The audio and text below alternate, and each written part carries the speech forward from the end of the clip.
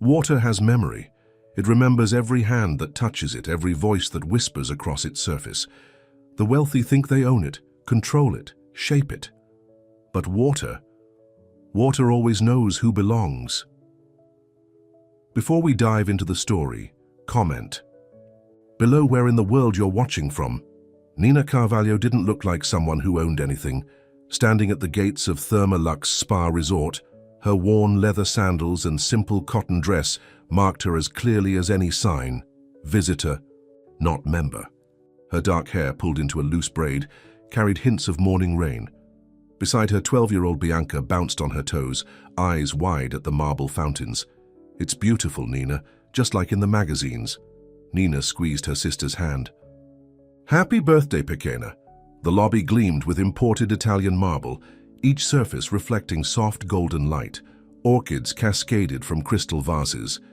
The air itself felt expensive, scented with bergamot and something Nina couldn't name but knew cost more than her monthly groceries. The receptionist's smile tightened as they approached. Her nameplate read Mariana, and her eyes performed that particular inventory Nina knew too well, cataloging clothes, shoes, the absence of jewelry. "Welcome to Thermalux. Do you have a reservation?" "No, we'd like to book a day pass, maybe a massage. It's my sister's birthday." Mariana's fingers didn't touch the keyboard. "I'm sorry, but we're members only. Our clientele values their privacy." "I understand. We can pay the full rate. It's not about payment. Our facilities maintain certain standards." The words landed, soft as snowfall, sharp as glass. Behind them, two women in designer athleisure glided past, not bothering to lower their voices. Can you imagine? Probably hoping to catch a glimpse of someone famous. Security really should screen better at the gate. Bianca's excitement dimmed. Nina's cheeks warmed, but she kept her voice steady. "Perhaps you could make an exception. Just for today? I really can't. Club policy." Mariana's smile never wavered. "There are lovely public pools in São Paulo, more accessible." Nina nodded once. "Of course, thank you for your time." Outside, Bianca kicked at the gravel. "It's not fair. We weren't doing anything wrong." "I know, Pequena. Why do people act like that? Like we're—" She struggled for the word. "Different," Nina supplied gently. "Sometimes people build walls to feel safe. We just happened to be on the wrong side today."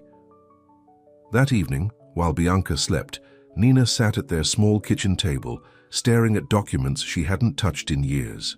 The lease agreement for 200 acres of prime mountain property, the contract establishing Thermalux, the monthly royalty statements she'd never cashed. Her phone buzzed. Gabriel. "How did Bianca's birthday go?" Nina. "They wouldn't let us." In her phone rang immediately. "What do you mean they wouldn't let you in?" Gabriel's voice carried that particular edge she remembered from law school, controlled fury. "It's fine, Gabriel. We knew it might happen.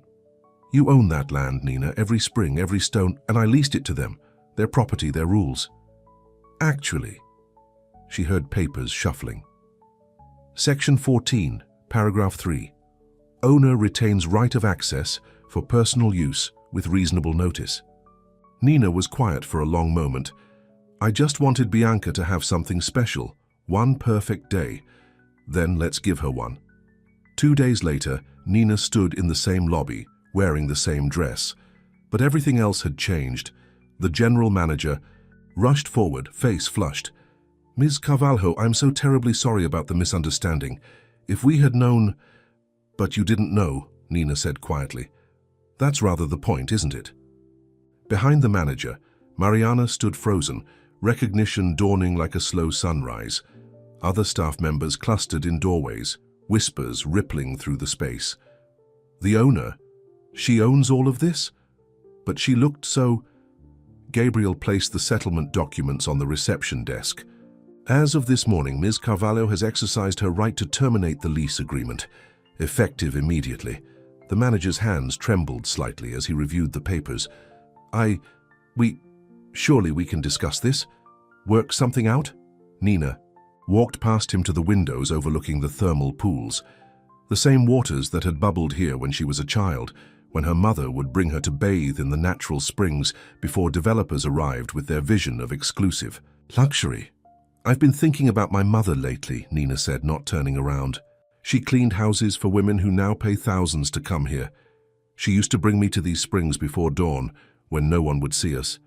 She said the water didn't care about our clothes or our address. It just wanted to heal." She turned back to face them. "I don't want your jobs. I don't want revenge. I want to honor my mother's memory. And to do that, I need to change what this place has become." Over the next 3 months, Thermalux transformed into Aguas de Lucia, waters of light, named for Nina's mother. Gone were the membership requirements, dress codes, and whispered judgments. The spa reopened as a healing center, where prices adjusted to ability to pay, where single mothers could bring their children to the shallow pools, where women who'd been made to feel small could finally take up space. Nina kept the same staff, including Mariana. "Everyone deserves a chance to see differently," she told Gabriel when he questioned the decision. On opening day, Nina approached the new reception desk. The young clerk, hired from the favela where Nina taught piano, smiled warmly. "Welcome to Aguas de Lucia. How can we help you today?" "I don't have a reservation," Nina said, testing. "No problem at all. We always have room. Would you like to start with our waters or perhaps a massage?" From across the lobby, Gabriel watched her shoulders finally relax. He'd loved her since they were 19, through law school and losses, through years of her making herself smaller to fit into spaces that were already hers. Now, finally, she was claiming her inheritance, not just of land, but of dignity.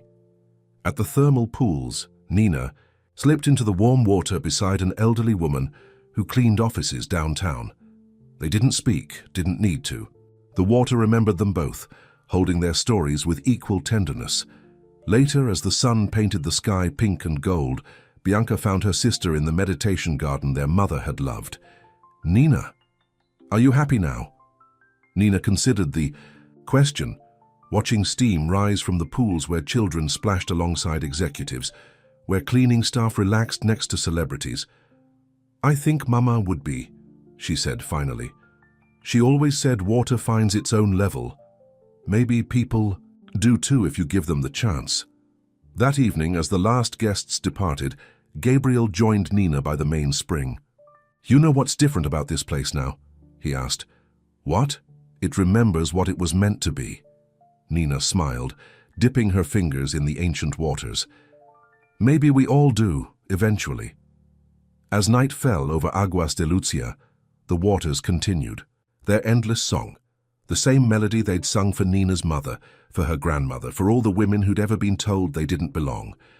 Now finally they sang of homecoming, of doors thrown wide, of waters that welcomed all who came seeking healing. The true measure of wealth, Nina had learned, wasn't in what you could keep others from having, but in what you could give away. And in giving her inheritance back to those who needed it most, she'd finally found what had eluded her all those years in exclusive spaces, the simple, profound dignity of belonging exactly where she was. After all, water has memory, and it always knows who belongs.